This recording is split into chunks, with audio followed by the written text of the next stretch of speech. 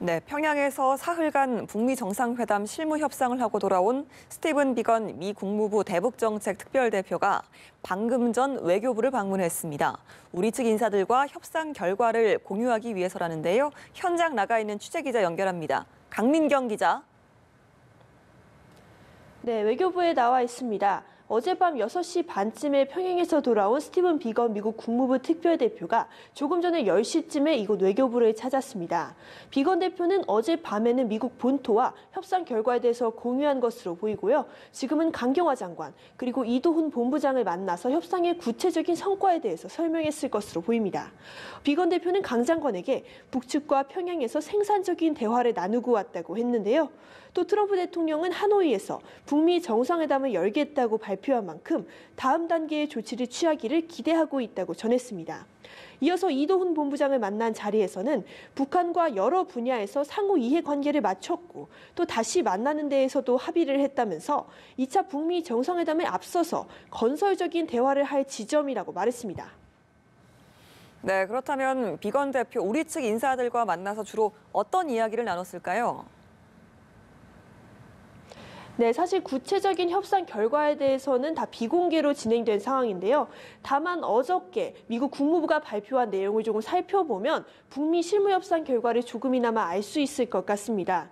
공시문에 따르면 북한과 미국은 앞서 비건이 우리 측에 밝혔다시피 2차 북미 정상회담 준비를 위한 실무협상을 다시 열기로 했습니다. 다만 추가 협상이 언제 열릴지에 대해서는 발표하지 않았습니다. 양측이 조율해야 하는 핵심 사안들이 남아있다는 뜻으로 볼 수 있겠지만요. 또 한편으로는 외교부를 찾아온 비건 대표의 분위기에 비추어 봤을 때 2차 정상회담 준비 작업이 그만큼 속도가 나고 있다고 또 상당 부분 적점을 찾았기 때문에 세부 조율에 들어갔다는 해석까지 가능해 보입니다. 한편 우리 측의 가장 큰 관심은 북미가 비핵화와 상응 조치를 놓고 얼마나 접점을 찾았을지입니다. 미국은 우라늄 농축시설을 포함한 영변 핵시설의 폐기를, 북한은 대북 제재 완화 등을 요구했을 것으로 보이는데요. 어떤 합의를 이뤄냈을지는 앞으로의 상황을 좀 지켜봐야 할 것 같습니다. 네, 비건 대표 오늘까지 서울에 머무른다고 하는데요. 남은 일정도 좀 자세히 소개를 해주시죠. 네, 비건은 일단 오늘 남은 일정에 대해서는 어떤 협상 결과를 공유하는 데 좀 주력할 것으로 보입니다.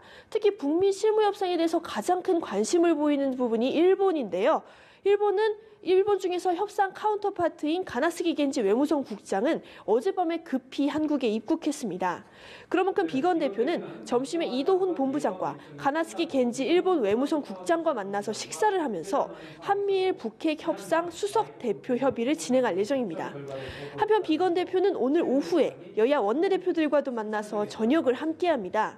정치권에게까지 방북 협상 결과를 설명한다는 점은 그만큼 북미 협상의 결과가 한반도 정세와도 직접적인 연관성이 있다는 해석으로 풀이됐는데요.